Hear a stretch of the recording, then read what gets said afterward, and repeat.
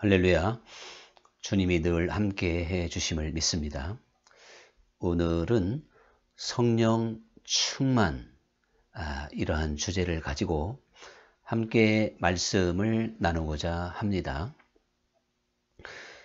이 성령 충만에 대해서 사실 우리가 오해하기가 쉽고 성령 충만의 의미를 깨닫기가 쉽지 않은 걸 볼 수가 있는데, 그래서 이 성령 충만의 의미를 잘 모르기 때문에 우리가 성령으로 충만한 신앙생활을 할 수 있음에도 불구하고 그것을 놓치는 경우가 허다합니다.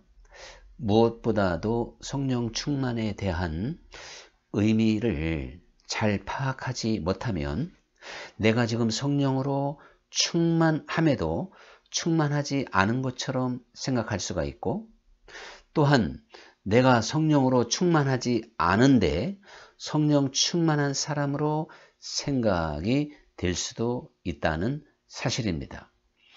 그러니까 우리는 이 성서적으로 성령 충만한 것이 무엇인가, 이것을 오늘 함께 깊이 생각해 봐야 될 것이고, 그리고 또한 그 성령 충만을 받는 길은 무엇일까?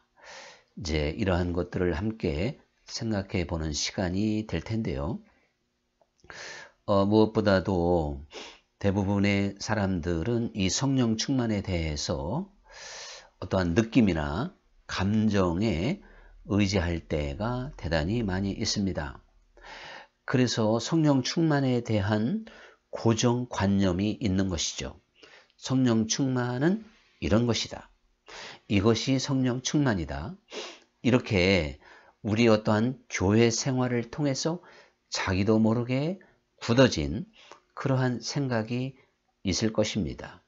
그 중에 대표적인 것이 마치 오순절 성령 강림과 같은 그러한 현상, 또한 외적인 그러한 모습, 이러한 것들을 사람들은 추구하게 되죠. 그래서 이것은 각 개인에게는 어떠한 신비적인 체험이 되어서 그 신비적인 차원에서 성령 충만을 이해하려고 할 때가 대단히 많이 있다는 사실입니다. 그러니까 이제 초대교회에도 사도들이 복음을 전할 때 방언을 하게 되고 예언을 하게 되고 또한 병자가 치료되는 그러한 현상들이 나타났습니다. 오늘날도 성령 충만을 이러한 은사적인 것으로 또한 믿고 그렇게 받아들이는 경우가 있다는 사실이죠.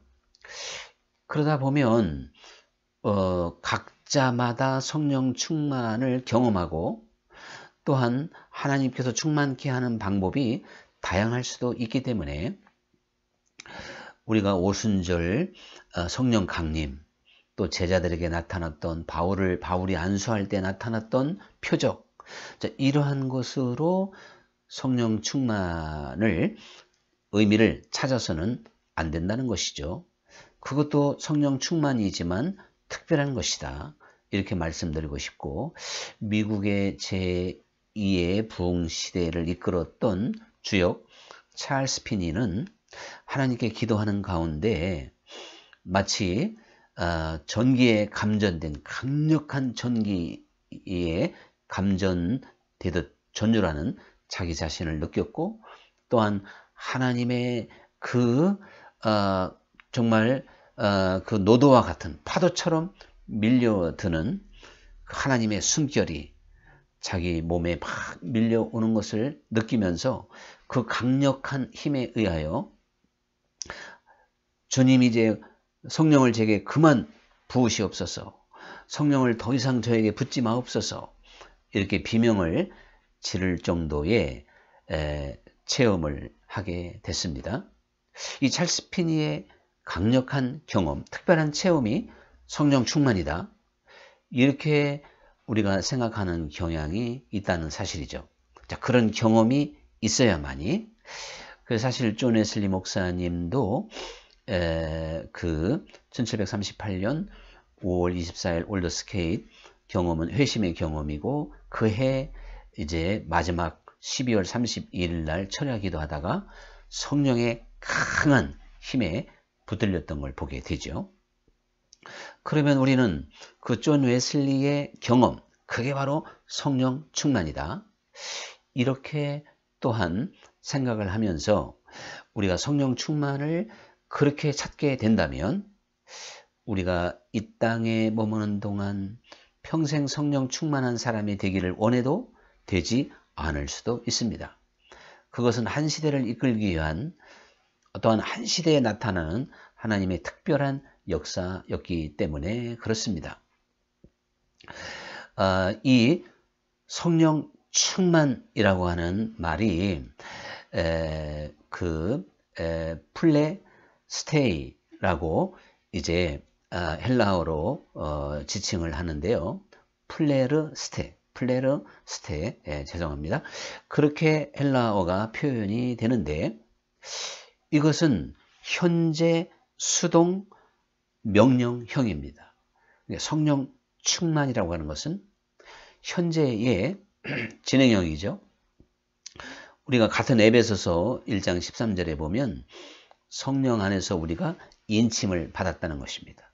그것은 바로 모든 그리스도인들은 성령을 받은 사람이라는 뜻이죠. 그런데 성령을 받은 그리스도인들은 이제 성령으로 충만하라는 것입니다. 이것은 연속성을 말하고 있습니다. 성령은 일회적으로 한 번 받지 두 번 받는 게 아니죠. 그런데 그 성령에 이끌려서 계속 연속성을 나타내야 된다. 이것이 바로 현재 진행형이었고, 그리고 수동형, 현재 수동 명령형이라 그랬죠. 성령 충만하라는 얘기는. 이것은 수동형이라고 하는 것은 알다시피 우리 스스로 성령의 사람이 될 수는 없지요. 하나님께서 우리에게 성령을 주셔야 되는데, 그래서 수동형인데, 이 성령을 받는 것이 수동형으로 되어져 있기 때문에 인간이 노력해서 인간이 만들 수 없는 거기 때문에 사실은 성령 충만하기가 쉬운 겁니다. 왜 그런가 하면 성경 말씀 그대로 그 아들까지 주시니가 또 무엇을 우리에게 주시지 아니하겠느냐, 이렇게 말씀하신 것처럼 우리를 위하여 그 아들 예수 그리스도를 주신 하나님께서 구하고 찾고 또한 사모하는 이들에게 성령을 주시고, 그것도 날마다 성령 안에서 교통할 수 있도록, 즉 충만한 삶을 살 수 있도록 해 주신다고 하는 것은 너무나도 당연한 것입니다. 우리는 의심할 여지가 없습니다. 성령 충만하라, 이게 수동형으로 이제 우리가 이해를 하는 것이기 때문에 하나님은 무엇보다도 우리에게 성령 주시기를 기뻐하시고 충만하기를 원하십니다. 그래서 만세 전부터 우리를 택하셨고, 우리가 그리스도 앞에 부름을 받았을 때 이미 우리는 성령을 받은 사람들입니다. 그런데 성령으로 충만하지 못하기 때문에 성령의 사람으로서의 능력과 열매를 맺지 못할 뿐인 것이죠. 오늘 우리가 분명하게 기억해야 될 것은, 우리가 이렇게 신앙생활을 하고 주 예수님의 이름을 부르는 그리스도인이 됐다고 하는 것은 사실 보통 일이 아닙니다. 이게 쉬운 것 같지만 결코 쉬운 일이 아닙니다. 이제 우리가 뭐 가족이나 부모님, 흔히 말하는 모태신앙, 이러한 결과가 아니라면 누군가 전도를 해야 되고 특별한 일이 있어서 주 예수님을 믿는 사람이라면 사실 주님께 인도받고 주님께 나와서 교회에서 신앙생활 한다고 하는 것이 얼마나 특별한 일이고 하나님의 택하심, 즉 하나님의 선택이 있었는지 모릅니다. 어느 한 사람이 그리스도인이 된다고 하는 건 결코 쉬운 일이 아니라는 걸 여러분이 잘 아실 겁니다. 그가 진정으로 하던 건성으로 하던 그건 다음 문제고, 일단 교회 예배당을 다니고 성도로서의 그 신분을 갖는 것도 대단한 하나님의 택하심이 아니면 안 된다, 그런 이야기죠. 그리고 우리가 주 예수님이 나를 위해서 죽으셨고 천국과 지옥이 있다고 하는 것이 믿어진다는 것, 내가 지금 신앙생활을 잘하고 못하고를 떠나서 기본적으로 우리는 십자가의 은혜를, 또한 천국을 믿기 때문에 지금 신앙생활하고 있는 거거든요. 이러한 것들은 성령 받지 않고는 불가능한 것입니다. 이것은 성령 충만하지 않아도 우리에게 이미 깨달음을 주셨고 알게 하셨기에 우리가 그것을 믿을 수가 있는 것이죠. 그렇기 때문에 사실 이제 우리에게 이미 성령을 주셨다, 우리는 지금 성령 받은 사람이다, 이것을 의심 없이 신앙생활하는 모든 그리스도인들은 믿을 수가 있어야 됩니다. 그리고 명령형이라고 그랬지 않습니까? 명령형이라고 하는 것은 거기에서 하나님의 아주 강력한 의지를 보게 되잖아요. 명령형으로 되어져 있으니까 반드시 우리에게 성령으로 충만할 수 있도록 해 주신다는 겁니다. 성령의 사람이 될 수 있도록 해 주신다는 것이죠. 하나님의 의지입니다. 네가 구한다면, 네가 찾는다면, 그래서 두드리는, 즉 사모한다면 너는 성령 충만을 받을 것인데, 성령 충만 받을 수 있도록 그렇게 이제 성령을 구하고 찾는, 두드리는 사람이 되어야 된다는 사실이죠. 이제 우리는 사실 이렇게 본다면 성령 충만함을 받는다고 하는 건 하나님의 강력한 의지와 소원이 되는 것이고 결코 어려운 일이 아니라고 하는 것을 알게 됩니다. 누구나 성령 충만할 수가 있습니다.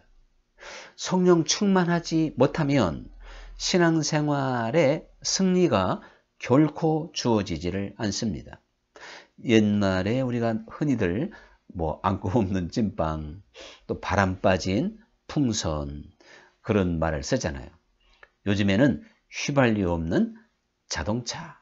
제가 그러니까 또 요즘에는 전기차가 나오니까 그 배터리가 없는 자동차, 이제 이런 이제 또 신조어를 만들어 낼 수도 있습니다만은, 우리가 10처녀의 비유 가운데에서 5처녀는 기름이 예비되어져 있고 5처녀는 기름이 없었습니다. 등불에 기름이 없다면 그 등불이 있으나 마나잖아요. 그래서 미련한 처녀는 신랑을 영접할 수 없었고 혼인잔치에 들어갈 수 없다고 하는 이야기는, 만약에 우리가 이 세상에서 신앙생활을 하는 동안 현재 진행형으로 성령 충만한 그러한 신앙생활을 늘 하지 못한다면 우리는 어떠한 열매를 맺을 수도 없고, 또한 우리는 죄를 이길 수 없고 나를 이길 수 없고 세상을 이길 수가 없습니다.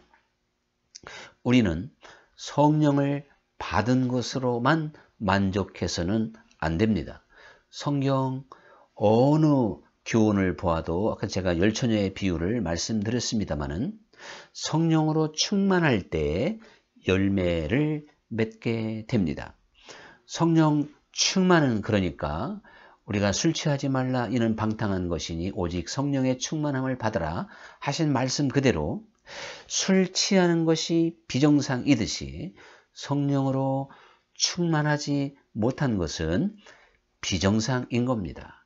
그래서 오직 성령의 충만함을 받으라.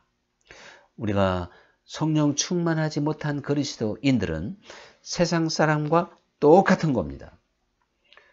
그 안에 성령 받은 증거는 있지만 그것은 성령을 소멸한 것이고 그것은 성령을 회방하는 죄를 범한 것과 마찬가지입니다.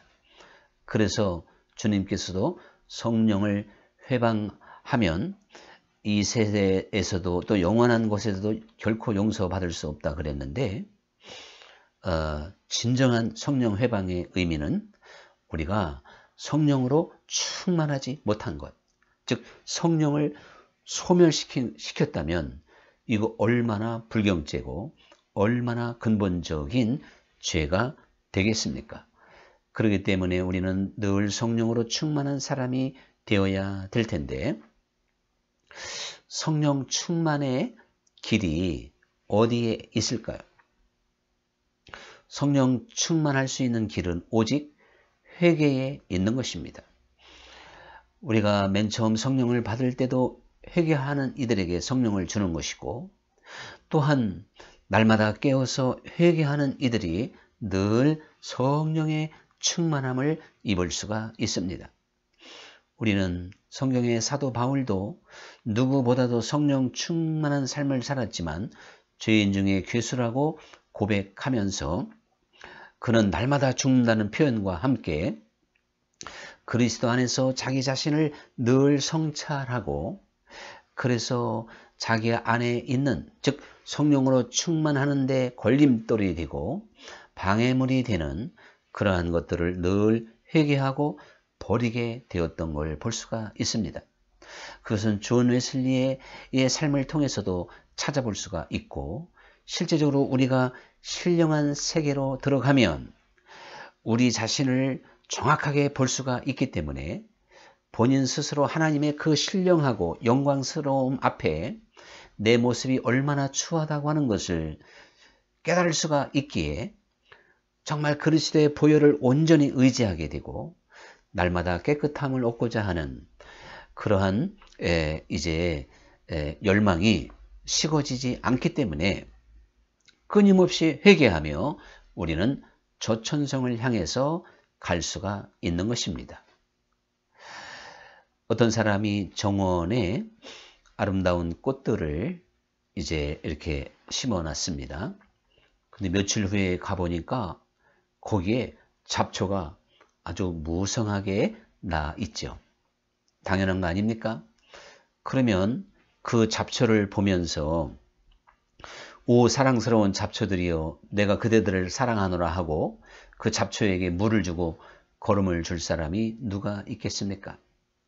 그 잡초를 보는 순간 이 꽃밭 주인은 화가 날 수도 있고 그리고 그 잡초를 뽑아버리고자 하는 그러한 강력한 마음이 생기게 됩니다.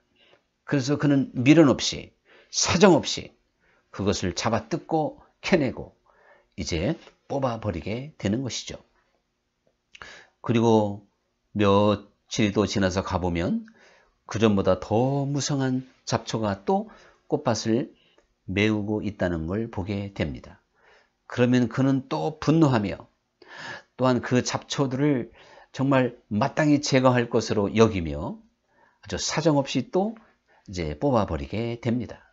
이렇게 이제 2번, 3번 하다 보면 어느덧 꽃밭에 꽃들이 만발하게 되고 이제 더 이상 잡초가 이제 자라나지 않을 수도 있는 그러한 때가 옵니다. 이와 마찬가지입니다. 우리가 성령의 사람들은 자기 안에 독버섯처럼 솟아나는 악한 것들을 그것을 용인할 수가 없습니다.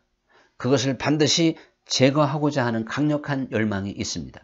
그게 바로 회개인 것입니다. 그는 하루에 7번 넘어져도 애통하는 마음으로 7번 회개하며 기어이 뽑아내게 됩니다. 이러한 것들이 반복되고 반복되며 그는 마침내 이제 잡초로부터 승리할 수 있는 그래서 풍성한 열매를 거두는 그러한 성령 충만을 경험하게 된다 하는 것을 우리가 생각해 본다면, 우리들이 이 성령 충만을 위하여 회개할 때 마치 그릇에 다른 것들이 담겨 있으면 더 좋은 것을 담을 수가 없지요. 회개는 마음을 비우는 것이고 그릇을 비우는 것입니다. 그러면 우리가 회개하면 하나님은 미쁘고 의로우사 거기에 반드시 성령이 충만하게 되어져 있어요. 뭐 성령 충만이 하늘에서 뭐가 부어지는 게 아니고 이미 성령께서 오셨기 때문에 성령이 나를 사로잡는다. 나를 지배하게 된다. 그래서 성령 충만은 그 성령께 붙잡힘을 받는 거예요.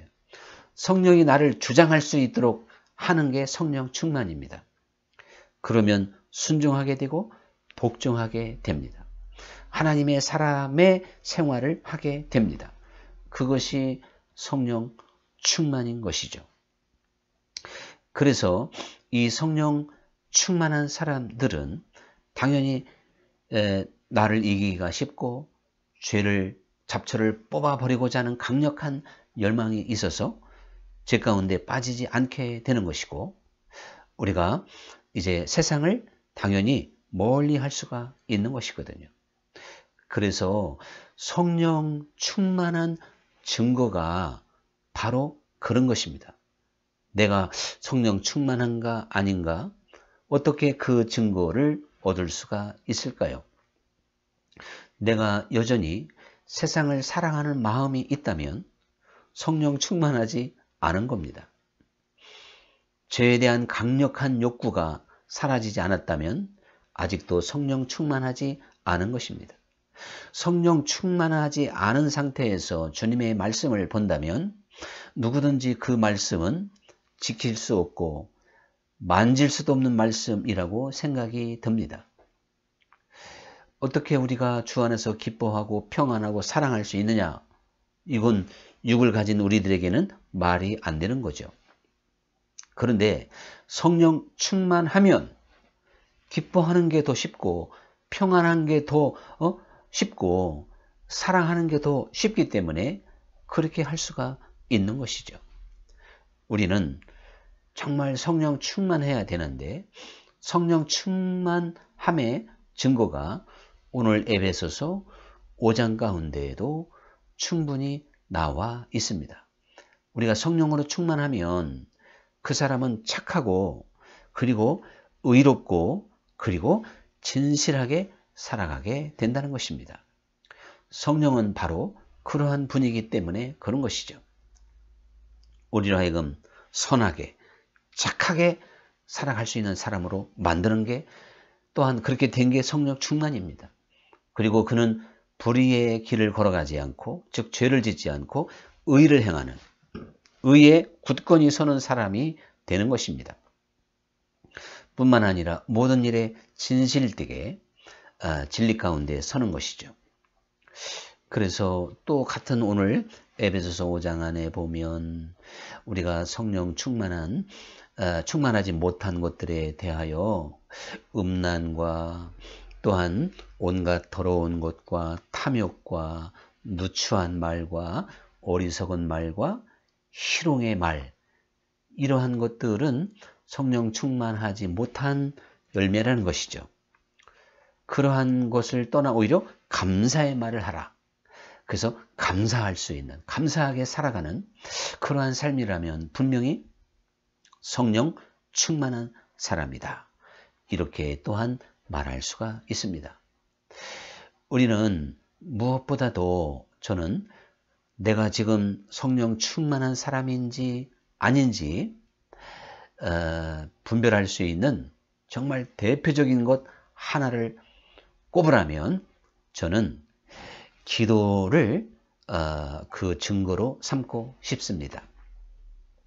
우리는 찬송가 가사처럼 내 기도하는 한 시간이 가장 내 인생의 즐거운 시간이 되어야 됩니다. 그 시간이 가장 복된 시간이 되어야 됩니다. 내가 기도가 부담스럽고 기도가 의무적이고 기도를 힘들어 한다면 그건 뭐 이야기할 것 없이 성령 충만하지 않기 때문에 그렇습니다. 성령으로 충만하면 무엇보다도 기도하기를 힘씁니다. 사람이 아무리 바빠도 자기가 하고 싶은 일이나 취미는 꼭 하게 됩니다. 여러분 생각해 보시면 누구 말대로 번갯불에 콩고 먹는 그러한 시간의 연속이라 할지라도 정말 내가 하고 싶은 취미생활 어떻게 시간을 쪼개서라도 합니다. 그 시간을 냅니다. 이와 마찬가지입니다. 기도라고 하는 것은 우리 인간에게 주어진 모든 어떠한 시간보다도 소중하고 그리고 가장 복된 시간이라고 하는 것을 성령 충만을 경험해 보면 깨닫게 됩니다. 그것은 주님의 얼굴을 보는 시간이요, 주의 음성을 듣는 시간이요, 주님과 인격적인 교제를 나누는 시간이요, 주님의 생명을 내가 다시 한번 맛보고 누릴 수 있는 감격의 시간이기 때문에 기도 자체가 생명이고 호흡이기 때문에 우리는 인간의 언어로 설명할 수 없는 감격과 즐거움과 거기에 보람이 있기 때문에 기도하기를 힘쓰게 되어져 있습니다. 여러분이 날마다 기도하는 삶을 놓쳤다면 지금 성령으로 충만하지 못하다는 것을 반드시 기억하시기 바랍니다. 그래서 우리들 마음속에 끊임없이 사모하는 마음이 식어지지 않는 겁니다. 성령 충만한 사람은 사모하는 마음을 빼앗기지 않습니다. 주 예수님이 무엇보다도 소중하고 먼저 생각할 수 있는, 그래서 이제 그 어린아이의 젖먹이는 엄마가 아이를 생각하고 사모하듯이 이렇게 주 예수님의 얼굴 보기를, 또한 주님을 바라보기를 힘쓰고, 또한 당연히 그러한 불타는 열정에 사로잡히게 되는 겁니다. 이게 성령 충만입니다. 당연히 그러면 기도하는 시간, 예배하는 시간, 또한 이렇게 정말 주님 안에 있는 시간을 소중하게 여기기 때문에 그러한 사람들은 세상 가운데 마음을 빼앗기지 않는 것이죠. 우리의 생각과 마음에 온통 세상적인 것이 독버섯처럼 피어져 있다면 성령 충만하지 않은 증거고, 그러한 생각과 마음을 가졌다는 자체가 성령 충만하지 못한 증거가 된다는 걸 우리는 기억해야 됩니다. 그러니 주님께 대한 기도의 열정, 사모하는 마음을 가진 이들은 당연히 주 안에서 기뻐하게 되는 겁니다. 그래서 주 예수님께서는 십자가에 이제 달려 죽으시기 전날, 잡히시기 전 목요일 밤에 내 기쁨을 너희에게 준다. 이제 하나님 안에서 정말 기쁨을 그 제자들에게 고백을 했습니다. 뿐만 아니라 평안을 또한 빌어주기도 했고, 부활하시고 평안하라 말씀을 하기도 했습니다. 성령 충만한 이제 삶으로 우리가 매일 나아가다 보면 세상이 줄 수 없는 기쁨, 또한 평안함, 이것은 어떤 감정적인 것도 있겠지만 결코 이것도 묵과할 수 없는 중요한 열매가 됩니다. 그리고 우리가 늘 성령으로 충만한 사람이 되기 위해서는 언제나 사랑 안에 머물러야 됩니다. 우리들이 사랑의 잣대에서 벗어나게 되면 그 자체가 구멍입니다. 미워하면 벌써 구멍이 뚫린 거나 마찬가지예요. 우리가 세상을 사랑하면, 음란하면 또한 구멍이 뚫린 거나 마찬가지예요. 내 마음에 어떤 세상 정욕, 욕심 이러한 것에 사로잡히면 역시 구멍이 뚫린 거죠. 그런데 사랑은 온전한 것이어서 그리스도 안에서의 사랑은 하나님을 마음을 다하고 목숨을 다하기까지 사랑하고 이웃을 내 몸과 같이 사랑하기 때문에 결코 세상의 것에 사로잡히지 않는 것이 바로 사랑의 세계인 것입니다.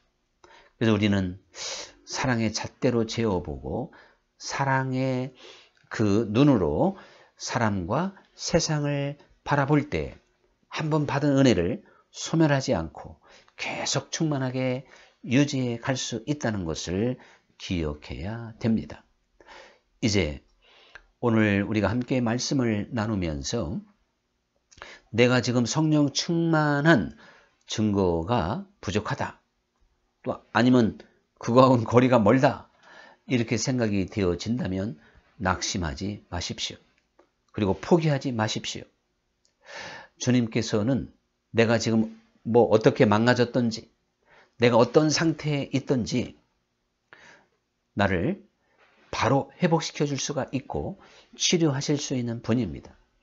우리가 주님께 회개하며 나아간다면 주님은 무엇보다도 그것을 기뻐하기 때문에 그 모든 회개하며 내 마음속에 있는 모든 것들을 다 토하게 해주시고, 그리고 회개한 그 깨끗한 심령, 빈 마음에 성령께서 좌정하실 수 있도록, 성령의 사람이 될 수 있도록 우리를 사로잡아 주십니다.